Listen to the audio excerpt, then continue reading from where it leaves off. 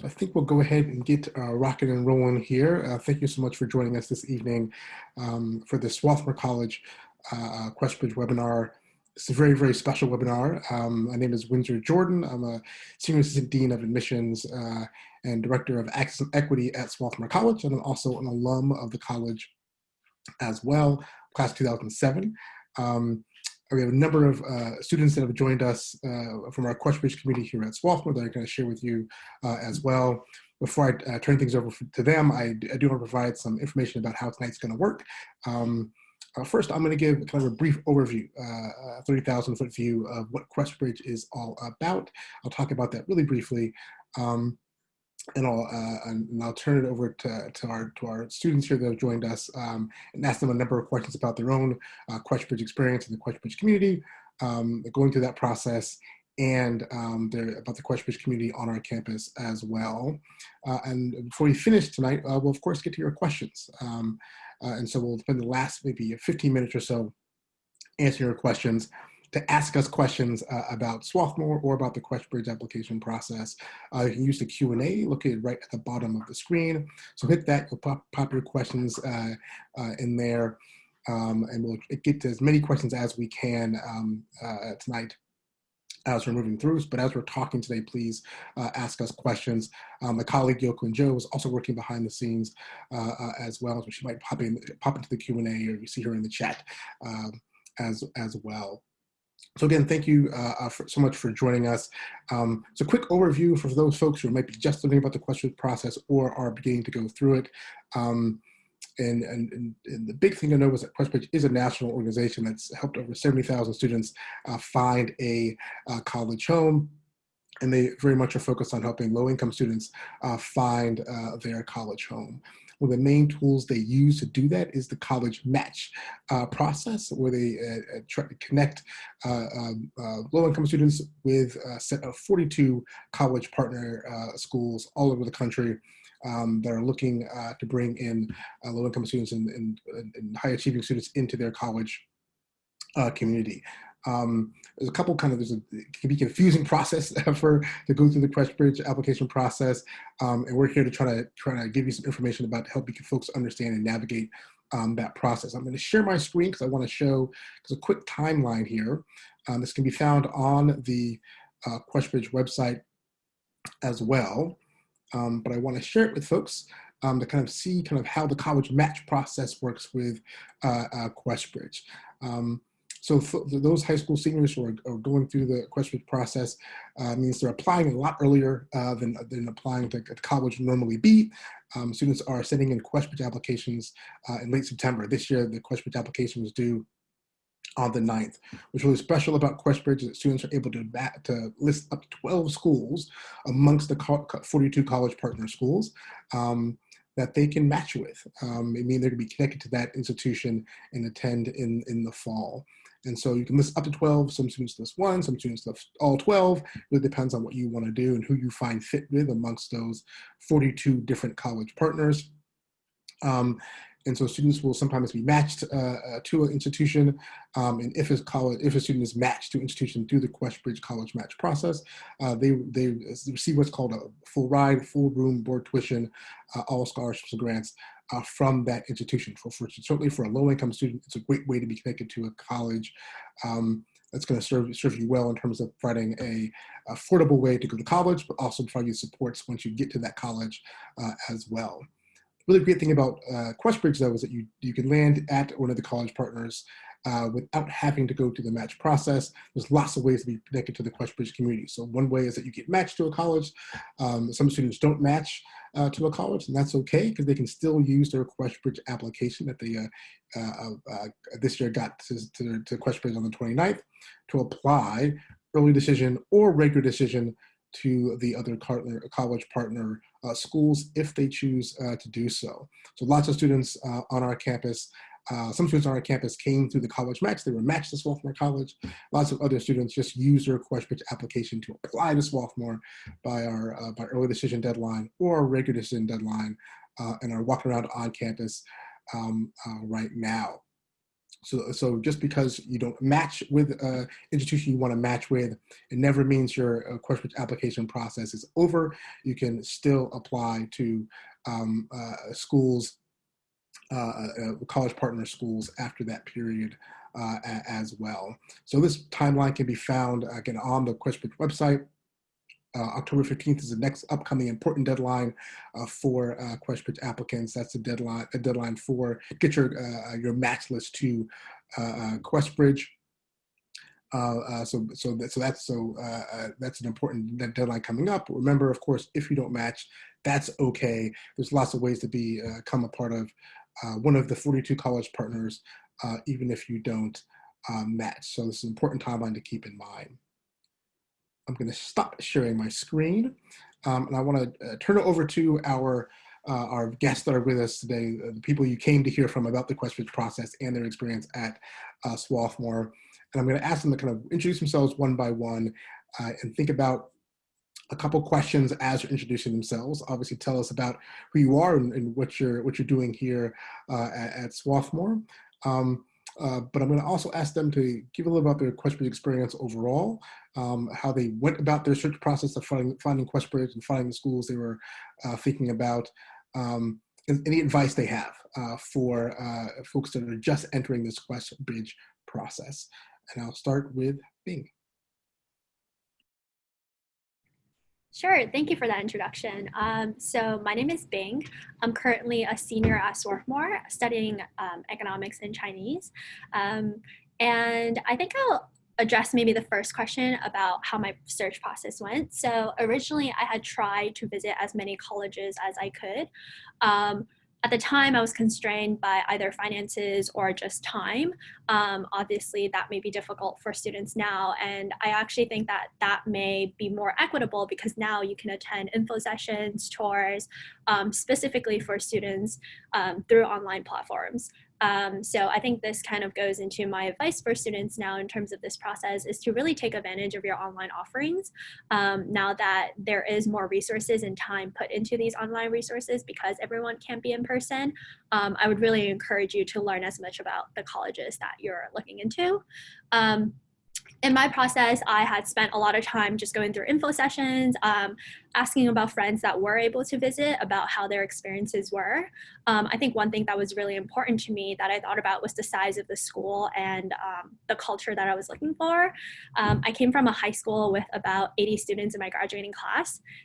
So I understand that lots of people went to way bigger schools, and I knew that I was looking for a really close and intimate environment. I wanted to be friends with my professors and my teachers, and I wanted to really get to know everyone. So I looked at really small schools, and that's kind of how I ended up looking at liberal arts colleges because I knew that that was something everyone, a lot of liberal arts colleges valued. And then on top of that, I looked into culture. I knew that I didn't want to go to a big state school, but I also wasn't looking for a very vibrant Greek life. I didn't have any intention to doing that, and I wanted a school that was quite I guess, focused on academics. So that's kind of how I learned about QuestBridge, how I learned about all the other liberal arts colleges, and kind of how I went about my search process and listing them on my application. Thank you so much, Bing. Next, I'll go to Ram. Hi, everyone. My name is Ram. I use he, him pronouns. I'm a sophomore. I haven't declared majors yet, but I think I'm gonna end up doing a special major between peace and conflict studies and education, and another special major in medical anthropology. But we'll see how that goes. So as far as like what I do on campus, I literally do a lot. I'm on the chair of community engagement for QuestBridge. I'm the co-president for Enlace, which is like the Latinx student affinity group on campus. I'm also a board member on our queer union. I'm a senator at large for like the student government organization and like a bunch of other things. And I mentioned these things because I think that, so I'm from Hidalgo, Texas, in the Rio Grande Valley. I live like 5 minutes away from the southern border. So like definitely very, very different from Pennsylvania. But I think when I was applying, I definitely knew that I wanted to leave Texas, but I didn't really have any ideas like to I didn't really know what things I should be thinking about when I was looking for a college. But definitely financial aid was one of the biggest determining factors. But I think in hindsight, one of the things that I like about Swarthmore is like the fact that it's kind of small and tight knit allows me to do all of these things, right? And to get involved in a lot of the things that I'm passionate about and to seek leadership positions in the groups that I care about.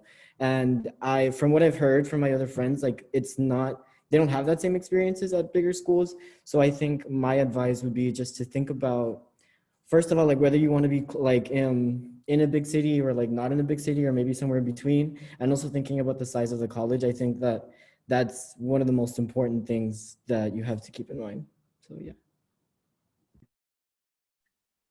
Thank you, Ram. I'll turn it over to Sherry next. Hi, I'm Sherry. I use she, her pronouns. I'm also a sophomore, so I haven't declared a major yet, but I'm thinking of studying math and statistics. And as for my search process, I've heard about QuestBridge from my a teacher in high school. She was, I guess, I don't know why, but she was the one nominating people. So she nominated me, and then as for the search, I was very much like Graham. I didn't know what I really wanted, so I kind of just added a bunch of like very different schools. It ended up working out, but I would definitely also agree that you should try and like take advantage of all these things that let you see what the school is like. Um, I know some people say like, oh, I can get the vibe that I want to be at the school. That wasn't the case for me, but I did get a vibe like when I didn't want to be at a school. So either way, I think you can get something very helpful. And my advice was just to be like aware of the deadline, the timeline of it.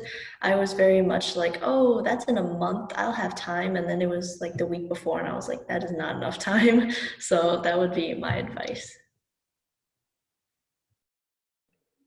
Deadlines are very important to pay attention to in the QuestBridge process. Thank you for that reminder, Sherry. Last but certainly not least, Chris. Hello, everyone. My name is Chris, he, him pronouns. I'm class of 2021, so I'm a senior. I'm technically a neuro and education double major, although my transcript says neither of the two. And I am currently the chapter president for QuestBridge. I'm also lead writing associate for the Writing Center, and I am a biocatalyst, which is our bio TAs here at SWAT. And I guess to kind of touch a little bit on something that hasn't been as talked about within these past three, I guess, little spiels. One thing that I think was really crucial for me throughout the QuestBridge application process was the support systems that I had in place throughout that period. I know for a lot of us that currently it's a little bit difficult to kind of get in touch with like the teachers and other people that we have close that might be able to like look over essays and stuff. And for those of you that have already submitted the QuestBridge essays, it's kind of like, done. Just waiting until after December to see what happens, right? But I think it's really just crucial to like continuously reflect on those people that are there in check, whether they be professors or whether they be friends that are able to kind of like help you reflect on the struggles and the everything that you've gone through. I know for me, like it was kind of a weird experience because for junior and senior year, instead of being at my regular public high school, I was at a public boarding school. And so I was kind of already away from home. It was just a really like odd experience that I'm very few people have had at that point, at that age, especially coming from like a low income background, you know, it's like, what the crap. But it also made it kind of difficult to be able to kind of have, for example, the familial support that I had at the beginning of for middle school and for high school, you know, like I wasn't able to like, you know, go to my parents and be like, yeah, I'm scared.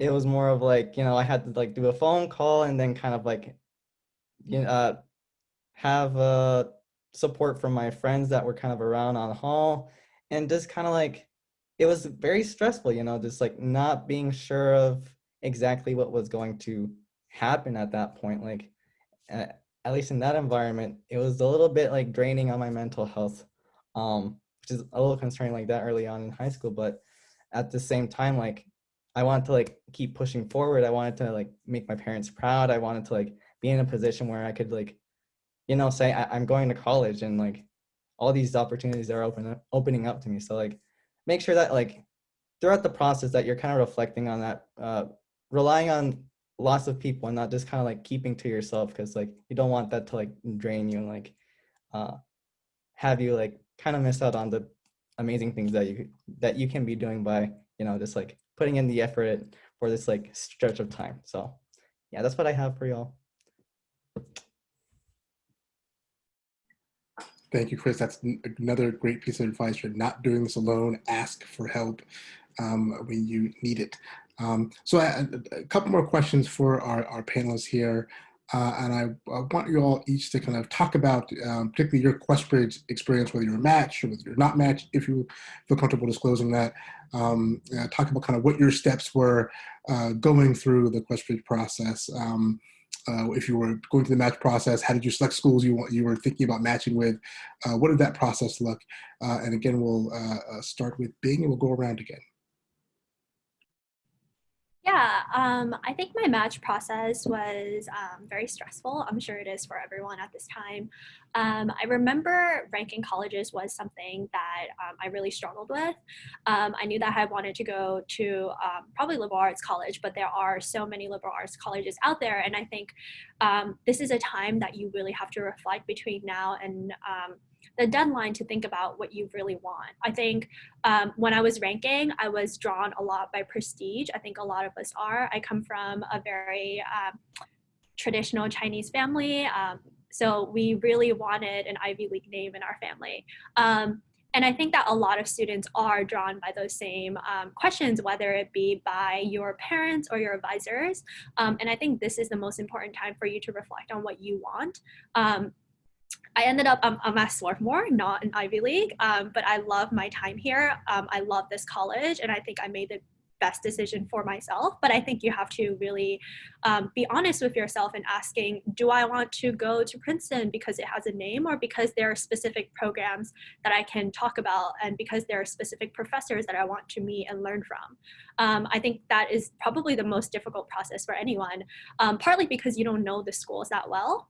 So part of the burden is on you to do your research, but I think you have to be honest in terms of what you want. And I think that's probably going to be the most helpful piece of advice I can give you.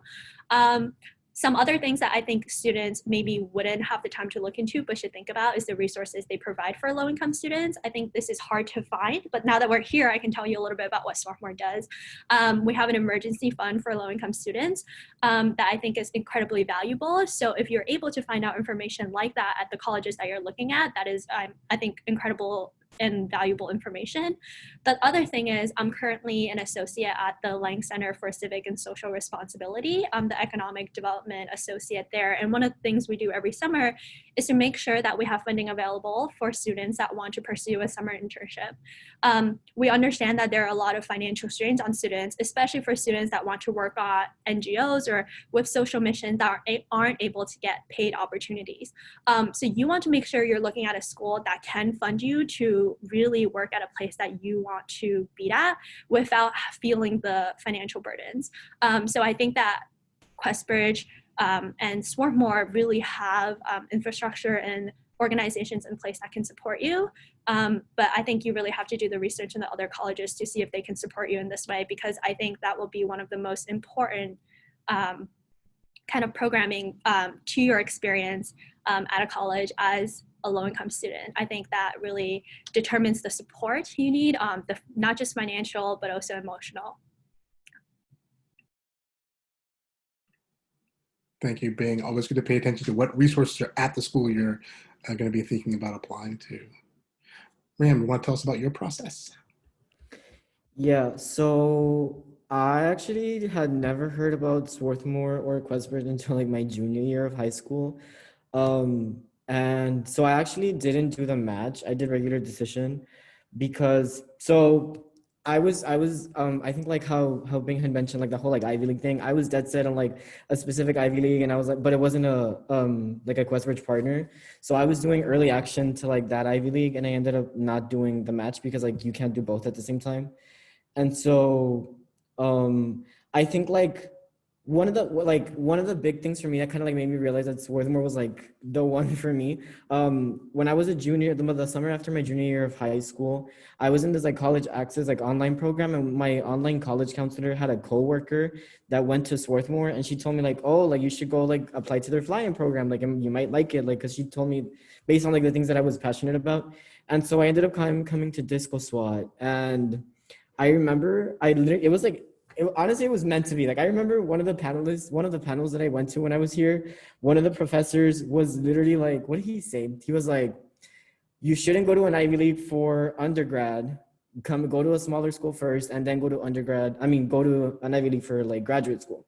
Like, that's the best option, right? And I was like, he doesn't know what he's talking about, right? But then I think during my time here, those few days, I just got this sense of community from everyone. Like everyone was really, really nice. And even like the upperclassmen that I met, like I was literally a senior in high school and they were just hanging out with me and I was like, oh, like, and they were really nice. So yeah, so I did the Ivy League, but I ended up applying to through QuestBridge for like regular decision, and I found out in March.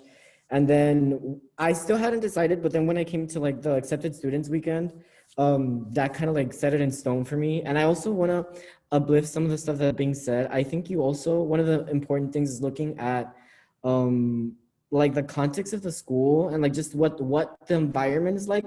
Like I think one of the things that I appreciate about Swarthmore is that we have a rich history of like activism and also community. So like as a fly student, just like coming here and knowing that like, you know, there's been movements to advocate for fly students in the past, like even just there's a community that is willing to stand up for you and stand with you in a lot of issues. So I think that's really, really important. And yeah, I think that's all I have to say. Yeah. Thank you so much, Ram. And we use a lot of acronyms here at Swarthmore. FLY is FLI. That's the First Generation Low Income Student Program at Swarthmore. Sherry, tell us about your experience.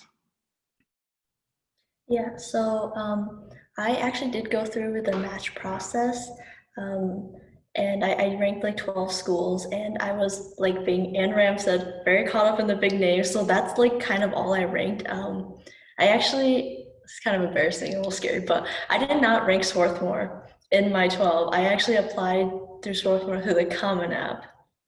And there's a point to this, but so I did not get matched, and then I went on with like the regular decision of all my 12 schools, and I got into 2 schools on like regular decision QuestBridge, and then 2 on my Common App. And it was down to like Swarthmore and this like bigger university, and I was like, I did not know what to do because the bigger university had like a bigger name, but Swarthmore was kind of what I was looking more for in a school. And then I came here just taking a tour, and I immediately fell in love. And also I remember I was asking a lot of my teachers and like my counselor and all of them how to make this decision, because it's a big decision. Like you're gonna pick like your college, right? So I was asking them, you know, like what should I be looking at? And they use the resources available to them. One of my teachers was like, let's look on the websites and compare. And then he was able to tell, like, it looks like Swarthmore cares so much more about the students than the other school does. And you can tell that like from the website, from the email, I think someone mentioned the Q&A, like I definitely felt that too. And yeah, just things like that. And they would just like list out all your pros and cons for each school. And while you're doing that, you could tell what you're leaning towards. Like I was doing it and my counselor was watching me. She's like, you're gonna pick Swarthmore, aren't you? And I was like, yeah. So I didn't even rank Swarthmore, yet I am here. So I think that says a lot about Swarthmore. Thank you, Sherry. Really important point there that Sherry's talking about is that your QuestBridge process doesn't end with the match. You can still apply to partner colleges with that same application that you used to apply to QuestBridge, and you may find yourself at a college partner. Chris, tell us about your experience. Yeah, so I don't know if I have a like specific big takeaway at the end of this, but I guess what's valuable for me is that I actually am one of the people who got matched. So for me, again, like going back to talking about public boarding school, like the environment that I was in, although I love the sense of community and just like how engaging and different. It wants to be surrounded by all your peers and kind of that sense. That was kind of like what kind of framed for me exactly what I wanted to look for in an undergraduate institution. Like I was like, I kind of want this. But at the same time, what I didn't want was this sense of like elitism that was kind of present at the school. Like one of the things that like I ended up discovering while I was at SWAT was how much pride I had in my first and low income identity, and just kind of like understanding like that the places that we come from like form so much of us. And over there, it was a very like hidden, like not an identity that I had and felt pride for, but never really thought about too much. And so it was kind of picking these pieces of like, I want this sense of community, but I want to feel like this identity that I have truly matters now. And so again, some of the same things that people have like talked about before, like the size of the school, like I wanted a school that was pretty similar in size. In fact, the public high school that I went to is much larger than Swarthmore. It's double the size, and I always feel weird about saying that high school had a much larger student population than college. Additionally, just like the location, like I knew I wanted to be in a place that was not necessarily in the city, but wasn't too far away from it, because otherwise I would feel kind of deprived from like, I guess, small city vibes that I have here where I live, Charlotte, North Carolina.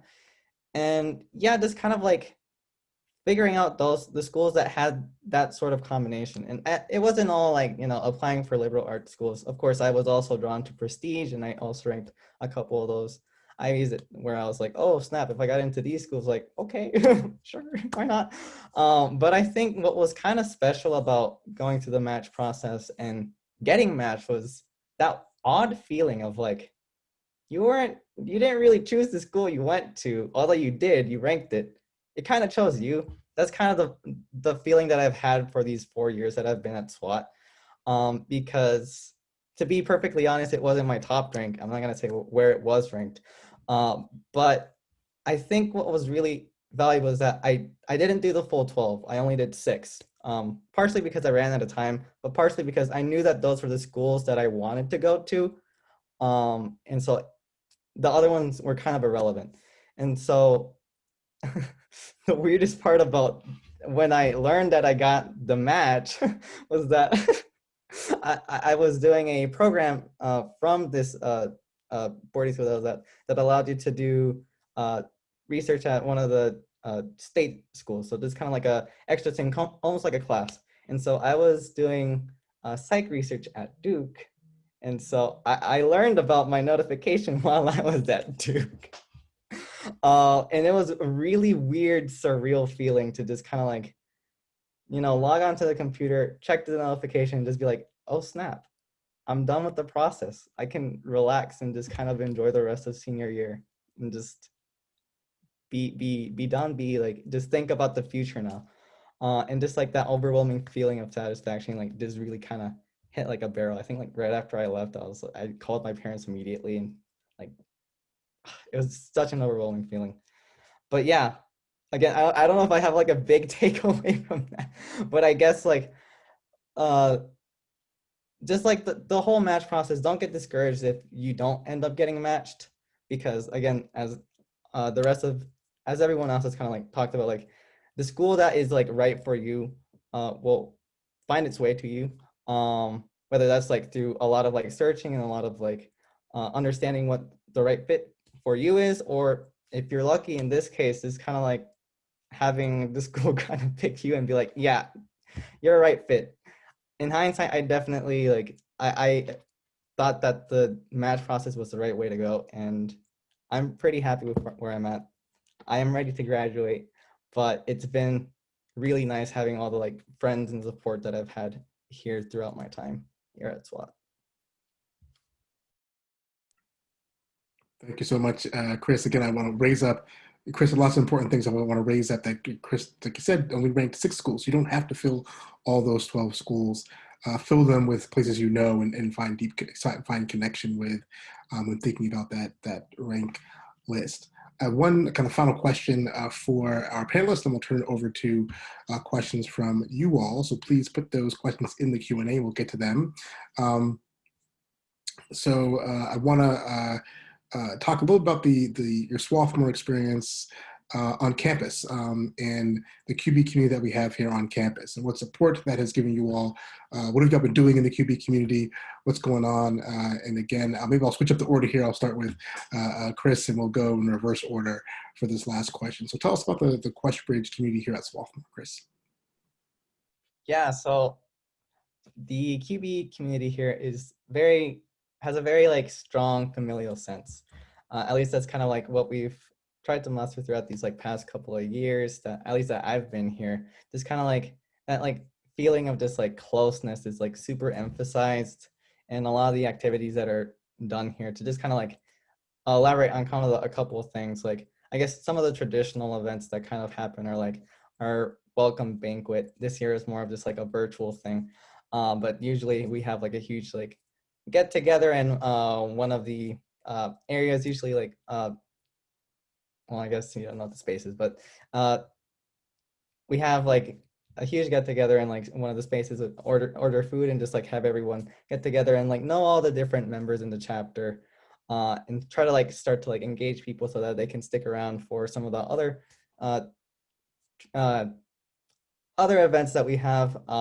We have like little cute things such as like bonfire, where we go into the woods. Our chrome woods are huge, and do like a huge nice campfire type thing, you know, get some s'mores and just kind of like hang around, just like have a super chill, like nice time, maybe see the stars if we're out that late. We also like really emphasize in February like service month, and just like making sure that we are able to kind of interact with Chester, which is one of the neighboring towns that are cities that are in the area, and just like making sure that we're able to contribute and give back in like the same ways that we've been kind of like supported throughout, and having those like nice things kind of like gel together. I guess kind of away from the vein of what QB chapter does, since I know everyone else can kind of talk a little bit about that. I guess personally, what QB has kind of meant for me during the college process has been more of like just the connections that I've made with all these peers. As I mentioned before, like I got my other school, like first in low income status, was pretty hidden. Here, it kind of came to the forefront. That was how I made my friends, which was so strange. And I remember feeling really odd because at the time, I was still feeling a very introvert. I still identify as an introvert, but I feel like I've learned to kind of like gauge how I talk and how to like be a better vocalist in terms of like what I'm saying. But back then I was very, very, very shelled in.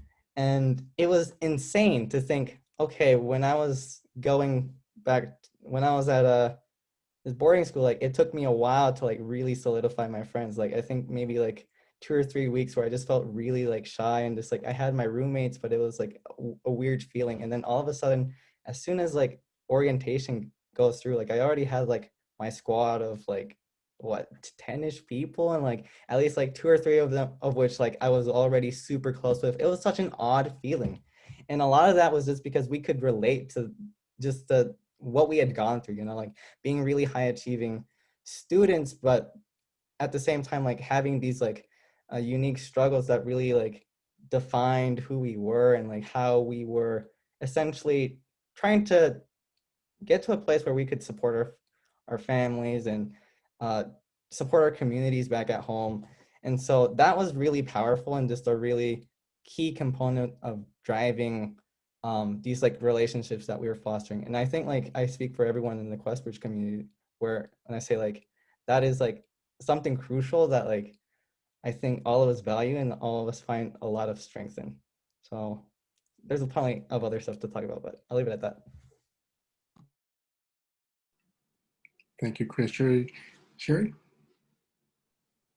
Yeah, so I'm not terribly involved in QuestBridge, but I do like try to show up to as many meetings as I can. And I think the biggest thing is just finding people to relate to. My high school, my town was like pretty poor, but the way it ended up happening was like the classes I was in, the people in those classes were not of like the same financial status that I was. So it was like very hard to find people to relate to because I spent most of my day with these people, but I I couldn't relate to them. And so coming here and hearing people openly speak about it and just like being able to share and connect with people, that has definitely been one of my favorite parts about QuestBridge. And hang on, let me see.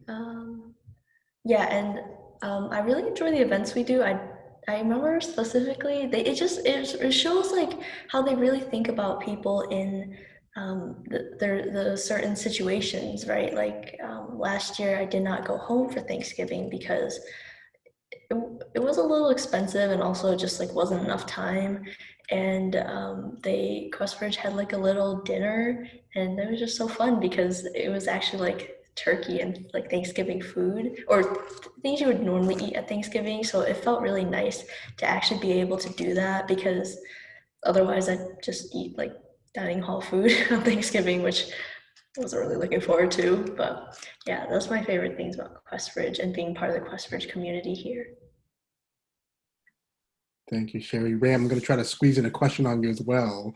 So certainly talking about your experience on campus, but can you tell us a little bit about if is there a divide between the QuestBridge community and other students on our campus, maybe wealthier students on our campus?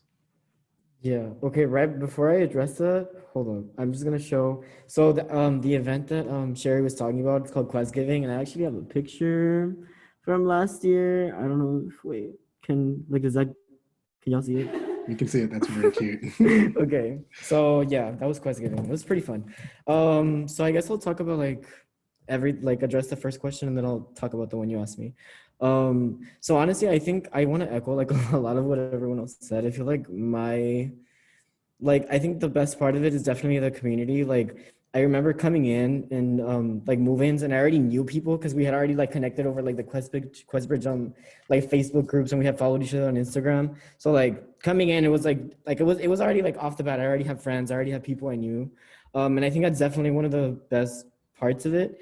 And as far as like if there being a divide between like people of like low income identities and people of not, I feel like in my experience, for the most part, like I feel like I've definitely made a lot of friends that I don't like right away know that they're like rich, right? And it doesn't come up until like we follow each other on Instagram, and then they're like post like, oh, like on my private jet, and I'm like, oh, okay. So like I get like, but other than that, I don't really feel like there's a disconnect. Like obviously there's sometimes like cases in like conversations in the classroom where like, you know, they just have come from like completely different backgrounds and that comes up. But I think like for the most part, everything's pretty chill. And also it helps that like, so what is a cash-free campus? So we don't even use cash on campus. Like everything's like on our card. And like printing is free and like washers are free or washing, I mean. So I think that they do a good job of like sort of as much as they can leveling like the playing field out a bit. But I don't think there's much of a divide, at least in my experience. Thank you, Ram. Bing, you want to add? Yeah, I can definitely talk about some other things that I think are important on the QuestBridge community. I think one thing is that when I first started as a freshman, I got a mentor from the QuestBridge chapter here, and that really facilitated my transition. It connected me with an upperclassman, so I already had someone to go to when this my experience at college started. So I think that was really important to me. Fast forward, I also have a mentee now as part of QuestBridge, and we've also been keeping in touch. So I think that coming as a freshman when you don't know anything and don't have any established friends or support here, I think QuestBridge is really the first step to do that. And I think that's incredibly important. So kind of echoes what Chris and Ram are saying as like a family. I think we have that mentality. And what Sherry was saying, when there are times when we don't have the financial means to go home, we have events here for Thanksgiving and other events to really make you feel like you have people to turn to, that you don't have to eat a dining hall meal by yourself in your room during fall break or any of the other breaks that you're not able to go home. QuestBridge, I think, in addition to Solace and other, Solace stands for Swarthmore Organization for Low-Income Students, on campus have really tried to create care packages for students and really help you out when you don't have the means to go home or don't have a place to go to. So I think that's been incredibly important to me. One other thing I just wanted to also, because I saw this as a question, do you get QuestBridge Advisor when your freshman year begins? I think that really depends on how the president of the QuestBridge chapter wants to run. So that may depend on the school that you're choosing. Chris is our QuestBridge president this year, so he is launching a partnership program, kind of like a big sis, small sis type of program, but that's another thing that you really have to look into on your own to make sure that that QuestBridge chapter is active on that campus and that they really do want to be involved with you. Ours has always been quite active. I remember before I even got to Swarthmore, I got an email from them about things I should think about for packing. I thought that was really, really great and a really nice touch because it was really thoughtful. So I think those are the really things that have helped me transition into college, and I still keep in touch with that mentor after she's graduated. So I think those are all really important things to think about.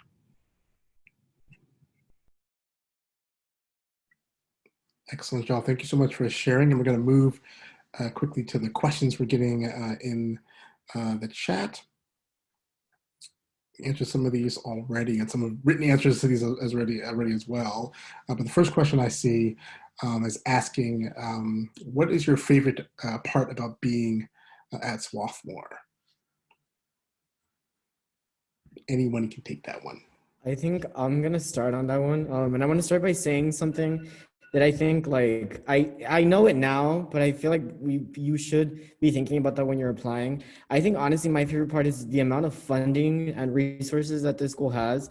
Like, it is crazy the amount of funds that you can apply to for, like, you can apply to funds from the Center for Innovation and Leadership, from the Lang Center, from a bunch of different groups on campus to give you funding to do like a project you want or like an internship over the summer. So I think definitely like the access to all of that funding and knowing that it's available for all your 4 years here. So I think that's one of my favorite parts. And also the community. The community is like pretty great. So that's, yeah. Yeah, can I follow up on that? I have so many things to say about Swarthmore that I could talk for another hour. But I would definitely echo that in terms of resources is one of the most important things. My freshman year, I got a grant from the Lang Center, and there are typically grants to, like I've mentioned before, help you with your summer internships or projects. This is not given just through the Lang Center. We also have departments here on campus that are able to do that. You can also work with your professor to receive funding. And my freshman year, I flew to Kenya, I lived in Nairobi, and I did research there. So I think that shows kind of the experience that you're able to get because we have such a massive endowment, and willingness to use that endowment to fund our students, I think is really important.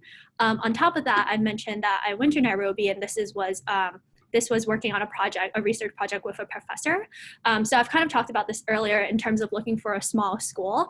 About 50% of my friends, probably more, maybe 75% of my friends I know have all worked with a professor.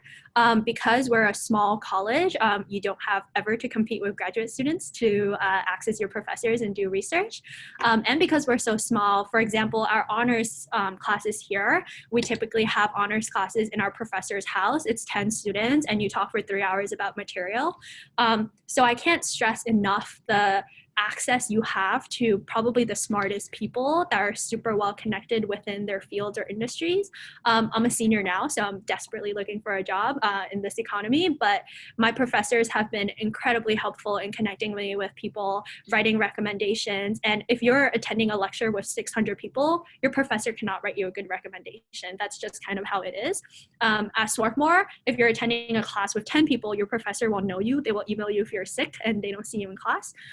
So I think the level of care and attention and resources here is really almost unlimited. Like I've been to various countries, all traveling on Swarthmore funding, and I know that those are not resources I would have been able to access or experiences that I would have been able to have had it not been for Swarthmore and their willingness to really fund me for anything I wanted to do. Thank you so much, Bing. Go ahead, Sherry. Oh, sorry.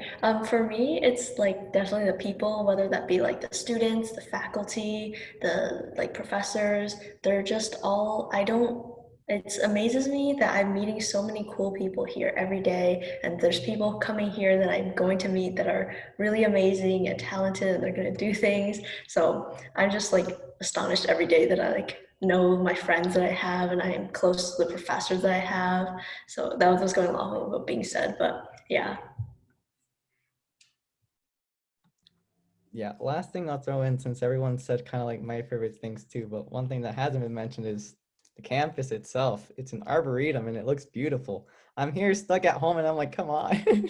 I'm gonna miss the fall leaves again because I was doing study abroad last year, which, by the way, just the funds for that itself too, also really impressive. Just funds everywhere. Like the amount of resources that SWAT has cannot be emphasized. There's so much. There is so much. But yeah, Arboretum, I'm sad I can't see the leaves. Wait, Chris, can you talk more about study abroad? Because I think someone in the chat asked about it. So, yeah. Totally missed that one.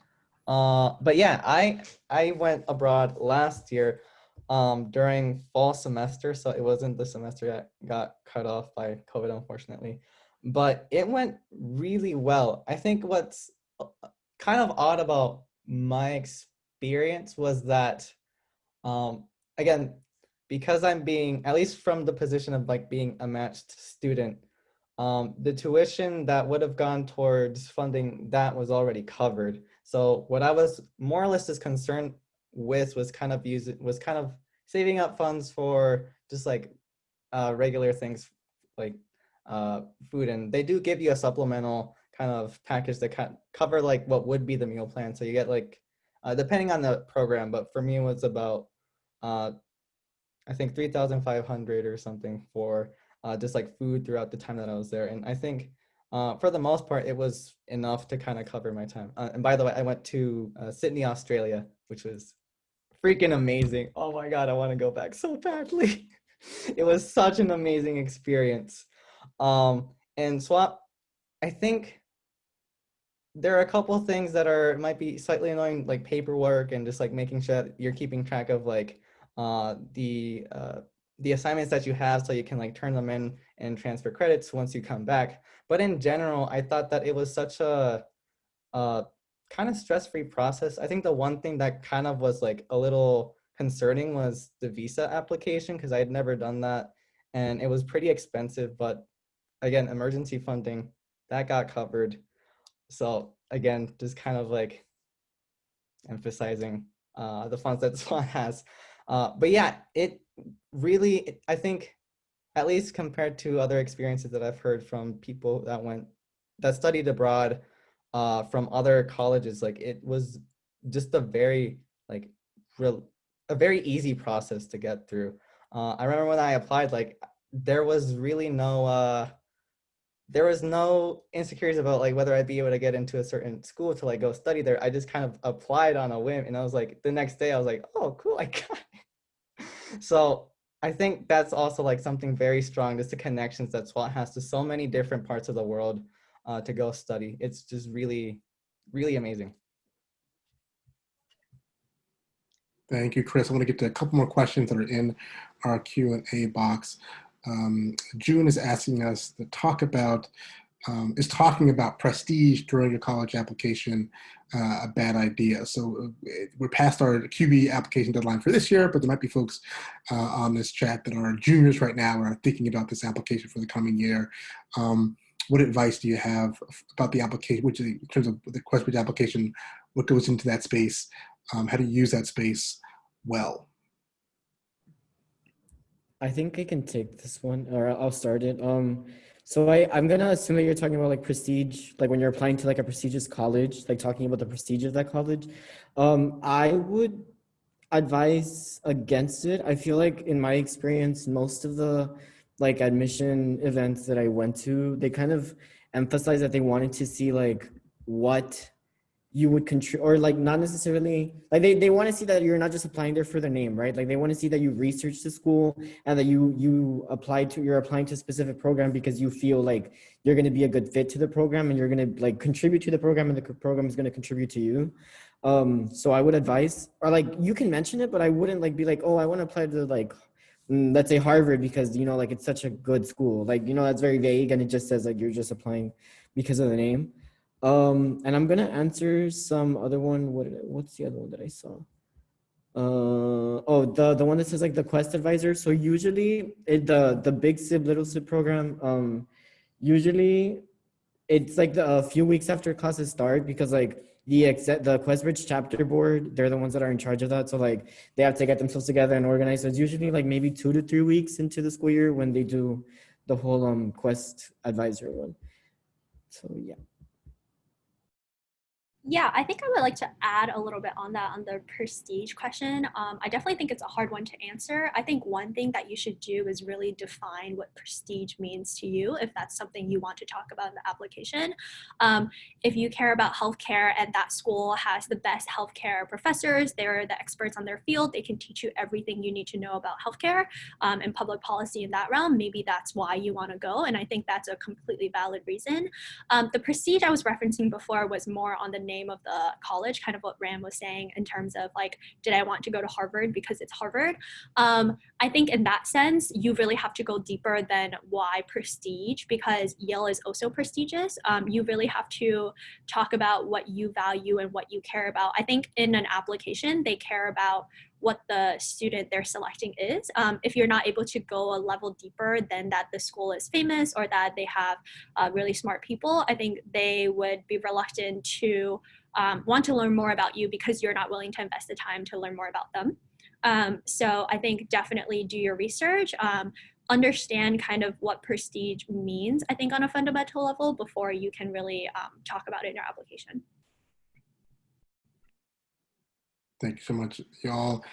Always good to start with yourself and thinking about what schools you want to apply to. What do you want to get out of those schools? A student is asking a question about the applying early decision with the QuestBridge application. So at Swarthmore, you can, if you don't match, you can still apply early decision or regular decision with your QuestBridge application. We have 2 early decision deadlines at Swarthmore. The second early decision round is actually January the 1st, and so you can still apply early decision if you choose to do so here at Swarthmore. And one last question I want to ask our folks had a couple questions about kind of pre-medical studies. I don't know if any of us are pre-med here. Are any of us pre-med here? Are thinking about pre-med? No. So a couple of things I'll raise up quickly about the pre-med program at Swarthmore. It is a track course you take in preparation for going on to medical school. And so you don't have to be, there's no pre-med major. You just take courses in preparation, like going on to medical school here at Swarthmore. We do really well at preparing students for taking the MCAT and going on to medical school. I think there's like something like 80% of Swarthmore students who are applying to medical school get into their top choice. So we do a really good job of getting students in the place where they can go on to medical school. And they do really well in the MCATs, obviously, as well. So that's an important thing to note. I'm just going down here to see if we can catch one more question before I let folks go. So maybe a question for you, Chris. In what ways does the QuestBridge Alumni Network help you? Would it be in terms of looking for jobs? So what type of specific sports are you hoping to build into the QuestBridge network? What things maybe you have planned for this year? Yeah, so I guess I can first talk about for myself and then a little bit about chapter kind of like hopes in this coming year. I guess for me, like I haven't looked too deeply at the QuestBridge alumni personally, just because of being unsure of like what direction I want to take as I graduate. I'm still kind of like unsure of like what my next step might be. I might go into grad school directly. I might end up taking a gap year and just kind of taking a break. A little bit unclear, but I do know that the QuestBridge alumni I guess network is very, very vast. You know, there are thousands of scholars that have graduated from a lot of these chapter programs, and from SWAT specifically, there are so many of like friends that have already graduated and are like already starting to do kind of amazing things. One thing that we're trying to work on a little bit later on with the chapter is to kind of specifically start to draw partnerships from that. I know something that was impeded last year due to COVID was trying to connect students specifically with mentors that are specifically in the area of interest that other students are like specifically interested in. And so potentially like revamping that is a next step that we're looking at in say the next coming months, especially as like job applications for like a lot of these technical things are starting to kind of like ramp up, and then just having a lot of, you know, moving parts in terms of different job applications just kind of coming in and out. But yeah, those are some of the things that we're looking for. I also know that QBHQ is also trying to make that a little bit more transparent for people during this like time, and just like being able to connect virtually is such of valuable importance. And so I know that they're kind of having something come up from that as well. So. Can I also just jump in really quickly? I'm sorry, I know we only have a minute left, but I think to add on to that in terms of the network, I know that QuestBridge has recently launched an Alumni Network, but it's quite new and off the ground. I will say and speak to the Swarthmore Alumni Network, because I'm, like I've mentioned, currently looking for a job. And what I found is, I think another thing, and you can tell I'm trying to really sell you on this college, but because it's really great, and it's because all the people that I have connected to that are in industry are really willing to help. I think I'm always surprised by that when I contact alumni, because you expect that they're busy, they don't respond to your email. I emailed someone today, got a response in 20 minutes, and hopped on a call the same exact day. And so I think that because we're so small, they're actually dying to help us. Whereas I would imagine at a bigger school, say Harvard, you probably, as an alumni, get numerous unlimited emails from your colleges, because they're just such a vast group of people and it's so large. I think at Swarthmore, because we're so small and have that connection, they're so much more willing to help. I've had a really good time in reaching out to alumni and asking for advice, and they're really always willing to connect. So I think that's another thing that I really value about this college, and I didn't really know about until I became a senior. Thank you all so much. One last thing. One of our guests is asking if you want to put your emails in the chat if you want to get more questions. I have more questions. I want to ask these folks more questions. So panelists, if you want to do that, you can put your emails in the chat to get more questions from our guests who are here. Thank you all so much for joining us. Thank you to Bing, to Ram, Sherry, Chris for sharing their QuestBridge experiences, both before they came to Swarthmore and while they're on campus. Thank you so much for the panelists for joining us, and thank you all for taking out time on your day to come learn more about the QuestBridge process and about the QuestBridge community here at Swarthmore College. We're past our time, so I gotta let you folks go. But again, thank you for joining us, and hopefully we'll see you again soon at another one of our events.